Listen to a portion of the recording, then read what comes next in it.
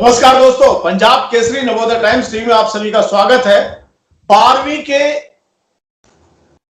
जो परिणाम है, रिजल्ट्स हैं, वो एक मेजर समस्या बनती जा रही है। समस्या भी नहीं, यूं कहें उलझन बनती जा रही है। उलझन इसलिए क्योंकि भविष्य टिका हुआ है। आगे क्या होगा, नीट का क्या होगा, यूनिवर्सिटी में एडमिशंस का क्या होगा, कॉम्पिटिटिव एग्जाम्स का क्या होगा, इन सभी सवालों का जवाब है आखिर रिजल्ट्स किस आधार पर बनाए जाए। हमारे साथ मौजूद है ऐसे ही एजुकेटर जो इन सब मामलों पर एक्सपर्ट है। जी हाँ, केशव अग्रवाल जी, आपका पंजाब केसरी नवोदय टाइम्स टीवी में स्वागत है। नमस्कार। नमस्कार। नमस्कार अनिल जी, नमस्कार। उनके अभिभावक इन दिनों बड़ी परेशानी में है कि जो 4 फार्मूला चल रहे हैं उसमें से कौन सा बढ़िया है या इसके आगे कैसे सोचा जाए और कितना सोचा जाए। आपने क्या सोचा है? देखिए, अब हमारी सोच ये है कि अब जो डिसीजन ले लिया गया है वो बच्चों के हित में लिया गया है। हेल्थ जो है वो पहले आती है और जो अभिभावक थे, शिक्षक थे, बच्चे थे, सबको ही ये चिंता थी कि कैसे परीक्षा देंगे ऐसे माहौल में जबकि इतनी तगड़ी वेव आई है। तो अब ये डिसीजन तो ले 11th-12th का जो बेस लेकर के रिजल्ट की बात हो रही है, वो फार्मूला क्या हो सकता है? आपने क्या सोचा है? हमने ये सोचा है, एक ऑप्शन में अगर बोर्ड कहती है हम 9वीं 10वीं 11वीं 12वीं सबको ही लेते हैं, जो कि कई यूनिवर्सिटीज अब्रॉड भी लेती हैं कि हर साल का क्यूमुलेटिव रिजल्ट बनाते हैं। कई देश है जहां खाली 12वीं के बेसिस पे ही आकलन होता था। तो इस बार ऐसी सिचुएशन आ गई कि हम पुराने एग्जाम्स को भी देख रहे हैं जहां बच्चों को पहले पता नहीं था। लेकिन ये तो एक हमारा पैरामीटर रहा है जहां एग्जाम ऑफलाइन कंडक्ट हुए हैं इस बैच के लिए। तो ये एक पैटर्न है जहां हम कहते हैं कि 9वीं 10वीं का आप ये परसेंटेज थोड़ा सा ले लीजिए, 11th का 20% ले लीजिए और 12वीं का 50। लेकिन इन सबको लेते हुए 11वीं 12वीं में एक चीज का ध्यान रखें कि परीक्षा इंटरनल जो है ऑनलाइन हुई है ज्यादातर, और गवर्नमेंट स्कूल और प्राइवेट में अलग अलग उससे हुई है, और कुछ हद तक बच्चों ने नकल भी की होगी। तो एक डिजर्विंग स्टूडेंट और एक उसमें डिफरेंशिएट हो और इनजस्टिस ना हो।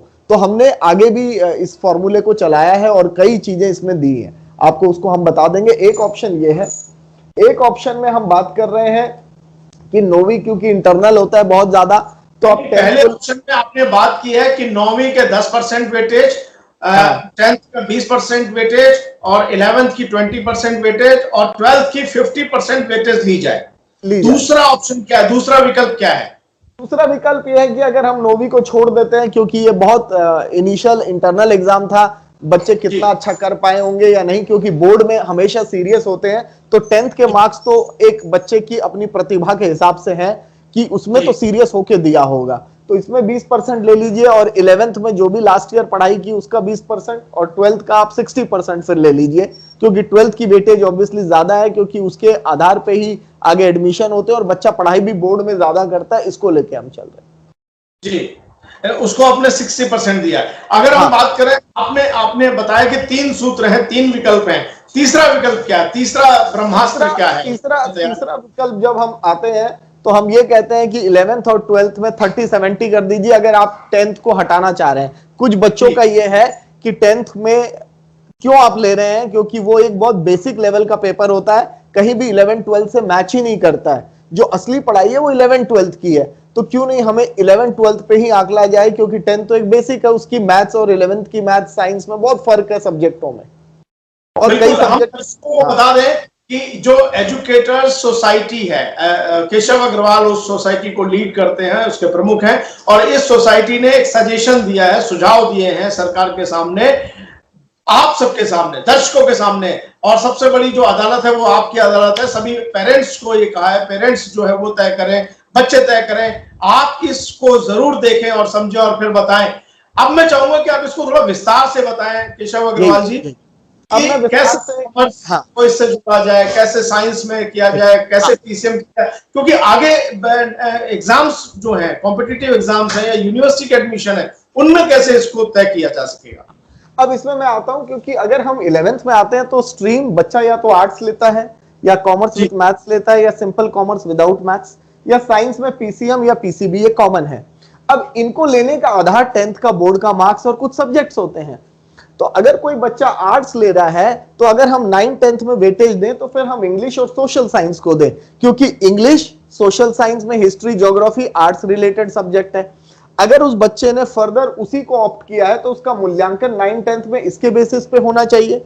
दूसरा, कई बच्चे अब बोर्ड अगर 9th-10th के पूरे ही ले लेता है, और मैं 10वीं में मैथ्स में अच्छा नहीं हूं लेकिन कंपलसरी पढ़ रहा था, तो मैं अगर पूरे मार्क्स पे आकलन होगा और मैथ्स मैंने 11th-12th में लिया ही नहीं तो मेरे साथ तो इनजस्टिस हो जाएगी। तो ये बोर्ड को ध्यान रखना है कि 11th-12th में जो सब्जेक्ट लिए हैं उसको ले। मैथ्स का एक बड़ा प्रॉब्लम आता है, साइंस का प्रॉब्लम है। कोई बच्चा आर्ट्स में गया, वो इंग्लिश एसएसटी में बहुत अच्छा है, उसके हिसाब से। अगर हम कॉमर्स में आ जाए तो मैथ्स जिस बच्चे के पास है उसका मैथ्स एंड इंग्लिश इवेल्युएट करिए, और 11th-12th के इंग्लिश प्लस एनी 2 कोर जैसे अकाउंटेंसी ले लिया और उसके ऊपर आप ये मार्किंग दीजिए। आप नॉन जैसे फिजिकल एजुकेशन है या आईपी है उनको आप प्लीज अभी हटा दीजिए। बच्चा मेन सब्जेक्ट्स के लिए पहले और ज्यादा पढ़ता है, ये भी हमें मानना जरूरी है। और अगर उसने मैथ्स नहीं ली तो आप एसएसटी लीजिए, क्योंकि उसने मैथ्स इसलिए नहीं ली कि वो थ्योरेटी में ज्यादा अच्छा है, और उसके साथ आप इंग्लिश प्लस एनी 2 ले लीजिए। साइंस में खाली आप पीसीएम देखिए, साइंस मैथ्स और 11th-12th में इंग्लिश और इसको लेने की जरूरत नहीं है, क्योंकि एंट्रेंस में हम खाली पीसीएम लेते हैं, कहीं भी जेई मेन इंग्लिश का नहीं करता।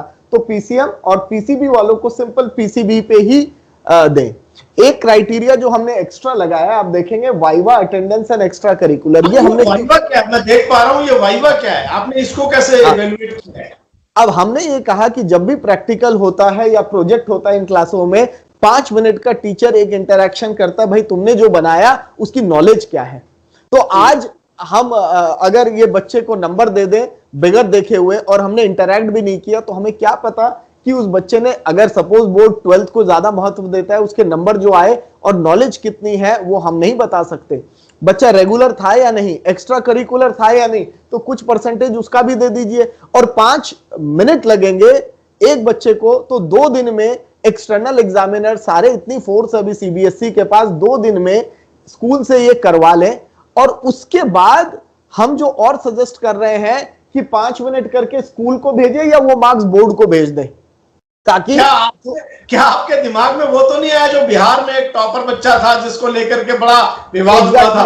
एग्जैक्टली, रूबी राय मेरे दिमाग में थी, क्योंकि रूबी राय ने बिहार बोर्ड टॉप किया था आर्ट्स में, और जब मीडिया ने उससे थोड़ा उसके बारे में पूछा तो उसे एबीसीडी भी नहीं आता था, और ये बहुत सरप्राइजिंग हुआ। तो देखिए, हम फेयर स्टूडेंट के साथ कोई इनजस्टिस ना हो, तो थोड़ा सा इससे हो जाएगा। और इसमें कोई जिटर नहीं है, एक बच्चे से हम बेसिक सवाल पूछ के एक टीचर जज कर लेता है कि 5 मिनट में उसको एक्चुअल में कितना आता है, पूरी पढ़ाई कर ली।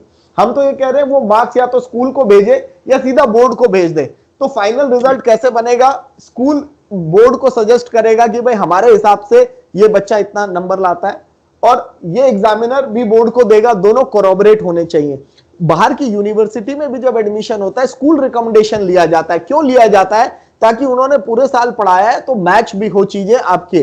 तो मेरा ये मानना है अभी भी ये टाइम है, 5 मिनट की एक्सरसाइज अगर हो सकती है तो 2-3 दिन में कर लीजिए, और फिर ये चैलेंज ना हो। अभी ये रिजल्ट 10th का चैलेंज हो गया, हाईकोर्ट ने नोटिस इशू कर दिया है, तो हम अगर एक कॉम्प्रिहेंसिव सोच के बनाएंगे तो कोर्ट भी मानेंगे कि बोर्ड ने हर पहलू को देखा है बच्चे के। और इसमें आप कहें तो यूनिवर्सिटी का भी मैं क्राइटेरिया आपको बता दूं हमने क्या रखा है, क्योंकि डीयू एडमिशन, सवाल ही यही है कि जब बच्चा 12th, मान लीजिए ये सब बातें मान ली गई, और जब 12th पास करके यूनिवर्सिटी की तरफ बढ़ता है, खासतौर से डीयू या जो दूसरे एग्जाम्स हैं, तब क्या होगा? अब हम देखिए इसके ऊपर, हाँ यहाँ पे हम डीयू पे आते हैं। हमारा मानना है कि बोर्ड ने एक बच्चे को 99 दे दिए, किसी को 98% दे दिए। अब वो हमेशा चैलेंजेबल होगा, स्टूडेंट सेटिस्फाई नहीं होगा क्योंकि आपने मेरा इवैल्यूएशन नहीं किया। तो मैं ये सजेस्ट करता हूं कि पहले तो जब कट ऑफ निकले 95 और ऊपर को एक ही कैटेगरी में बना दे डीयू, क्योंकि मैं इस वक्त एग्जैक्ट नहीं दे सकता कि 99 वाला 99 डिजर्व करता था, 95 वाला हो सकता है ज्यादा डिजर्व करता था। तो जो हम ग्रेडिंग का एक क्राइटेरिया है कि 95 एंड अबव, तो मैं एग्जांपल लेता हूं, मुझे बीकॉम ऑनर्स लेना है, मेरे 95 आए, तो बोर्ड के हिसाब से किसी के 99 आए, एक क्राइटेरिया में उसको ले ले, और उसके बाद सुपर इंटेलेक्चुअल एक तरफ, हाँ, और उसके बाद ये क्राइटेरिया के ऊपर, क्योंकि अभी तक ऐसे ही होता था 99, 100% और उसके ऊपर, फिर बोर्ड को एक इंटरव्यू करना चाहिए। अगर बोर्ड नहीं करती तो डीयू को तो करना चाहिए कि चलो आपके 95 आए हैं, हम एक इंटरव्यू तो लेंगे। और उसके बेसिस पे 30% वेटेज हो। तो जैसे एक बच्चे के मान लीजिए 100 नंबर आए हैं, तो 70 नंबर तो डीयू ने वहां से ले लिए, अब 30% लेगा इंटरव्यू से। हो सकता है इंटरव्यू में 220 ही आए, 22 ही आए, तो 92 बन गए, और फिर उसके बाद कट ऑफ लिस्ट जारी करे कि भाई आपके ये नंबर हमारे हिसाब से बन रहे हैं, now apply to the college if you are eligible. तो उससे जो बच्चा फेयर होगा, एटलीस्ट ये वाला क्राइटेरिया क्लियर हो जाएगा कि 99 वाला एक्चुअल 99 था या 95% वाला एक्चुअल था, क्योंकि एक्चुअल एग्जाम तो हुआ नहीं, तो थोड़ा फेयर हो जाएगा। और डीयू को मेरा मानना है, अब ये एक स्मॉल इंटरैक्शन है जिसको हम बहुत बड़ा जीडी या ये ना माने, पर if they can do it will send A clear and a fair message, क्योंकि डीयू एंट्रेंस नहीं कर सकती, और डीयू के वीसी ने भी कह दिया इस साल हमारे बस की नहीं है। और एंट्रेंस इसलिए भी अवॉइड करना चाहिए, एक एग्जाम कैंसिल करके मैं दूसरे एग्जाम में नहीं जा सकता, तो एटलीस्ट कुछ तो हो कि हम बच्चों को जज करें। और रूबी राय जैसे बच्चे क्या टेलीफोनिक हो सकता है या ऑनलाइन हो सकता है या कैसे हो सकता है? देखिए, अगर इजी तो ऑनलाइन है, जूम है, गूगल मीट है, बहुत सारे हैं जिसके थ्रू कर सकते हैं। और अगर दूसरा वो चाहें तो देखिए थोड़ा कठिन प्रोसेस है, पर डे 5 या 10 बच्चे बुला लीजिए, उसमें तो कहीं दिक्कत नहीं है। बहुत कम बच्चों में ये कोविड की प्रॉब्लम है जब बहुत मास गैदरिंग है, तो अगर हम डेट देके बुला लें और वो करें, वो थोड़ी टीडियस एक्सरसाइज है। Online will be a simple exercise, और मुझे नहीं लगता बच्चा जब हम आपस में बात कर रहे हैं चीट कर लेगा। सिंपल एक क्वेश्चन है, इंटरैक्शन है, डेट दे दीजिए, अपॉइंटमेंट हुई, काम खत्म हो गया। अब वीजा भी तो शायद ऐसे दे रहे होंगे ऑनलाइन इंटरैक्शन से, तो अब तो 2 साल हो गए। बच्चे को फिजिकली तो नहीं बुलाना है। मैं कहता हूं कि जब हम ऑनलाइन कोई भी अकाउंट खोल सकते हैं, वीडियो कॉल आती है, हम उसको एक्सेप्ट कर सकते हैं। आप इस तरीके से वीडियो कॉल के जरिए 30% वेटेज का इंटरव्यू प्लान कर लीजिए। और एक और चीज अनिल जी, मैं ऑफलाइन इसलिए नहीं बुलाना चाहूंगा, डीयू में तो असम से भी बच्चा है, तमिलनाडु से भी है, तो उसको हम यहाँ क्यों बुलाएंगे, हम ऑनलाइन ही इंटरव्यू कर लेंगे। और उससे बेस्ट है कि 30% वेटेज। अब बोर्ड को एक मेरा कहना है, यूनिवर्सिटी पक्की हो जाएगी कि जो नंबर अब स्टेट बोर्ड भी दे रहा है, आईसीएससी भी दे रहा है, सीबीएसई भी दे रहा है, तो उसका एक कॉमन आकलन के लिए इनके एक्सपर्ट्स एक सिंपल वेटेज दे सकते हैं, जो मेरा मानना है थोड़ा फेयर होगा डिजर्विंग स्टूडेंट्स के साथ। क्या कोविड और नॉन कोविड स्टूडेंट्स को भी डिवाइड करके कोई फार्मूला इस तरीके से बनाया जा सकता है? ये देखिए, ये मैंने किया है इधर मैंने किया है कि आप अभी एक भी एंट्रेंस एग्जाम नहीं कंडक्ट कर पाए, और नीट और जेई में 14 लाख और 8 लाख बच्चे हैं, क्लैट का एंट्रेंस बचा है, डीयू जेट बचा है, तो हम क्या कह रहे हैं कि आप एक फॉर्म भरवाइए, और ये देखिए कितने बच्चे कोविड इफेक्टेड हो चुके हैं। आप ये देखिए, आज हम जिस घर में बात करते हैं, अप्रैल और मई में मेजॉरिटी लोग इफेक्ट हुए हैं और बच्चे भी हुए हैं, तो इससे हमें डेटा आ जाएगा, बात करना आसान हो जाएगा कि कितने कोविड इफेक्टेड हो गए 12th और कितने नहीं हुए। दूसरा, हम स्टेट्स विद लेस केसेस और मोर केसेस डिसाइड कर सकते हैं कंडक्शन के लिए। फेजेस हम क्यों नहीं 2 महीना फेज लगा दें एग्जाम कंडक्ट करने के लिए, इसमें कोई आपत्ति नहीं है। टाइमिंग्स सुबह 8 बजे की एक फेज हो गई, थोड़े बच्चे आए 9, 10, 11, और आपके तो सारे स्कूल खाली हैं, आपके तो यूनिवर्सिटी सब खाली हैं, तो आप पर सेंटर 10 बच्चा ही बुला लीजिए और 100 सेंटर कर दीजिए, एक दिन में 1000 एग्जाम हो जाएगा। जहां केवल 10 बच्चा आ रहा है, वहां संभावना हम बहुत रूल आउट कर देते हैं कि इंफेक्शन की। तो number of students less, centres more, timings 8 o'clock एक स्लॉट, बच्चा खत्म हो गया, 10 o'clock 11 दूसरा स्लॉट दे दीजिए, आप स्लॉट बढ़ा दीजिए, सेंटर बढ़ा दीजिए, फेजेस बढ़ा दीजिए, अभी से तैयारी शुरू करिए। जेई तो ये नीट तो 1 अगस्त का है, वही सबसे बड़ा एग्जाम है।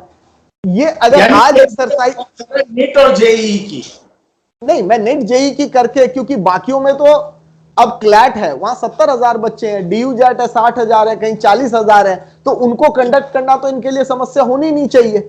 वो तो बहुत कम बच्चे हैं, मेजॉरिटी जो है वो ये एग्जाम है नीट, जिसमें मैं कह रहा हूं आज तक ये ऑफलाइन नहीं हुआ, केवल ऑनलाइन हुआ है।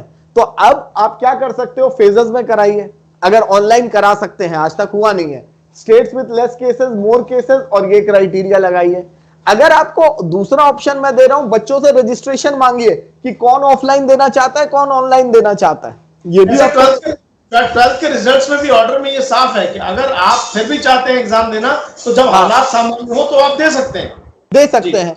तो इसी तरह अगर आप रजिस्टर करवा लें ऑनलाइन ऑफलाइन, क्योंकि आज तक कई स्टेट नहीं मानते कि नीट ऑनलाइन होना चाहिए, तो ठीक है वो ऑफलाइन है। मैं ये कह रहा हूं 100 बच्चों ने देना है, अगर आप 80 को खत्म कर गए, करवा गए ये सब में, तो आपकी समस्या इसी स्टेटों में आके फंसती है। तो हम फिर उसको सेग्रीगेटेड मैनर में, चाहे मुझे 5 बच्चे बिठाने एक सेंटर में, 5 बच्चों को मैं करवा के, एक दिन का एग्जाम है, ये सीबीएसई के जैसे 8-9 पेपर नहीं है, एक ही दिन का मेरा है। I think this can be done with 5 students sitting in different centres. Government एक दिन के लिए, अब साउथ कोरिया में कभी पेपर होता है संडे को, तो वहां पूरा ट्रैफिक बंद होता है, खाली बच्चे ही निकलते हैं।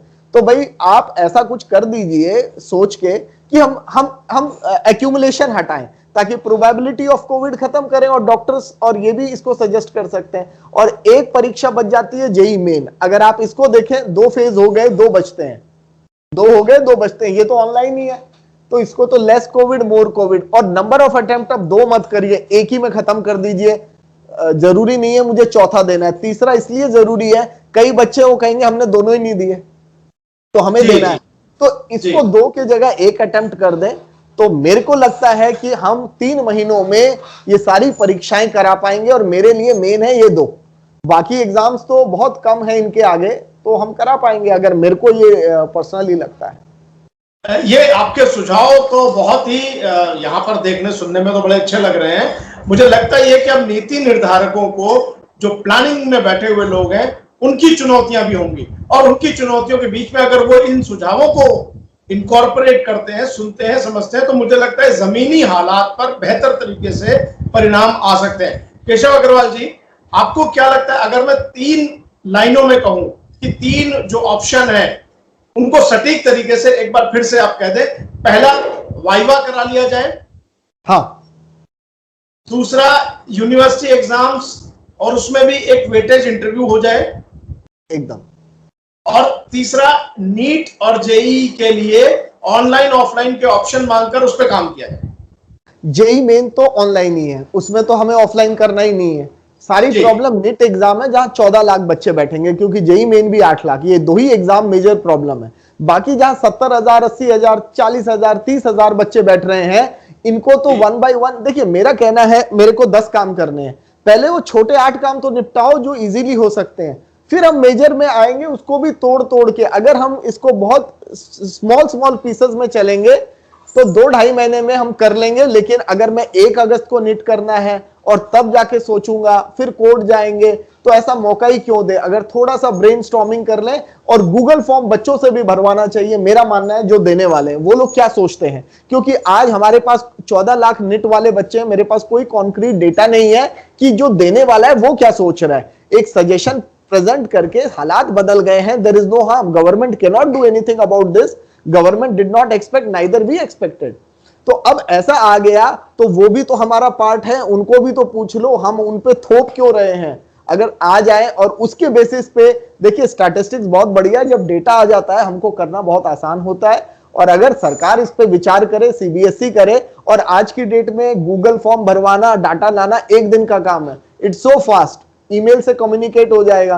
तो अब वो प्रोसेस नहीं है कि हमें लंबा जाना है, एवरी स्कूल कैन डू। अब हम बताते हैं, डीपीएस में मेरी बेटी पढ़ती है, हफ्ते भर पहले उन्होंने हमें एक फॉर्म भेज दिया कि प्लीज भर के भेजिए आपके घर में किस किस को कोविड हुआ, इंक्लूडिंग बच्चा। तो एक डाटा क्रिएट हो गया। So then we can easily talk. Today we don't have a data कि क्लास 12 तक जो बच्चे पढ़ रहे हैं कितनों को कोविड हुआ है। ये स्कूल्स ही कर सकते हैं, और एक बार आ जाएगा तो सबके लिए बहुत इजी है कि हम कितने % बच्चे इफेक्ट हो चुके हैं। मतलब it will be easy for government also to decide and go head rather talking very superficially on anything.